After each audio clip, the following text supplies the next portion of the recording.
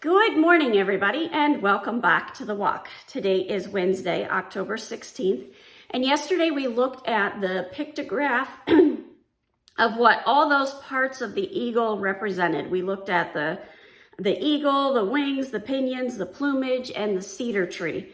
And we saw that it's a picture of God caring for his people even in discipline. That brings us to Ezekiel 17, verse 4, and it says, "He broke off the topmost of its young twigs and carried it to the land of trade and set it in the city of merchants." Okay, he's talking about the allegory of that cedar tree.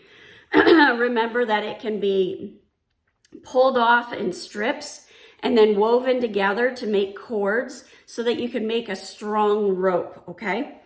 So as I thought about this, these young twigs are carried to a land of trade and set in a city of merchants.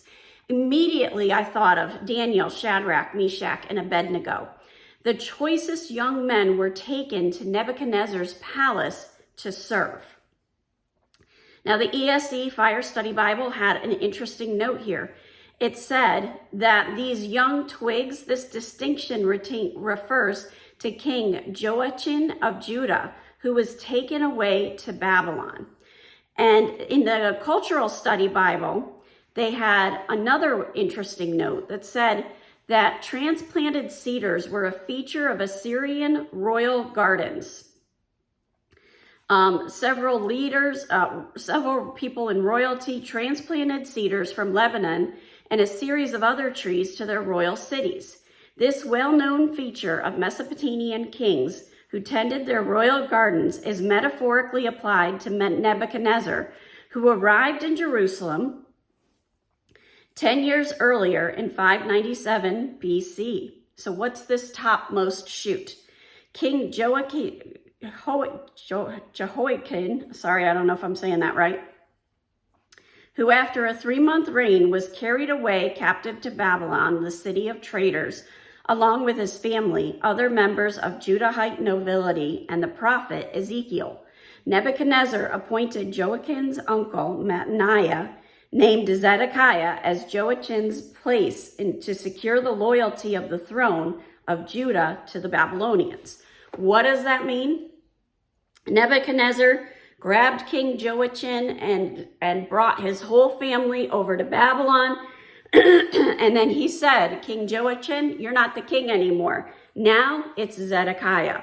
And Zedekiah was expected to be loyal because he was promoted by King Nebuchadnezzar. That brings us to verse 5. "Then he took the seed of the land and planted it in fertile soil. He placed it beside abundant waters. He set it like a willow twig." Immediately, I thought of the very beginning of the book of Ezekiel, when Ezekiel starts to have those visions. Where is it happening? Right by the Chabar River, and that was where the majority of the exiles were living. Verse 6, "And it sprouted, and it became a low-spreading vine, and its branches turned toward him, and its roots remained where it stood. So it became a vine and produced branches and put out boughs." Okay.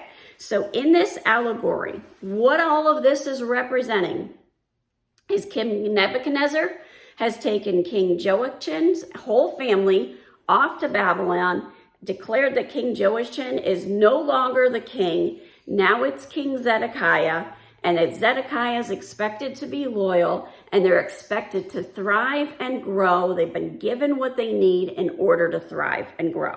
That brings us to verse 7.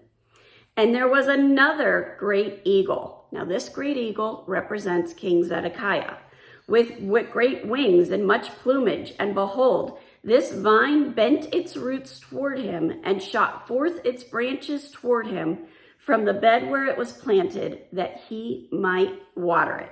In the Fire Study Bible, it said, this eagle pictures the Pharaoh. This eagle pictures the Pharaoh, king of Egypt. King Zedekiah of Judah rebelled against Nebuchadnezzar, ruler of Babylon, and turned to Egypt for military aid. So I was wrong. This eagle does not represent King Zedekiah, but it represents the Pharaoh of Egypt. King Zedekiah got into that position, said, "You know what? I'm not going to be loyal, but I'm going to need some help to be able to rebel against Babylon." Where did he go for that help? He went to Egypt, and he brought in that help from Egypt.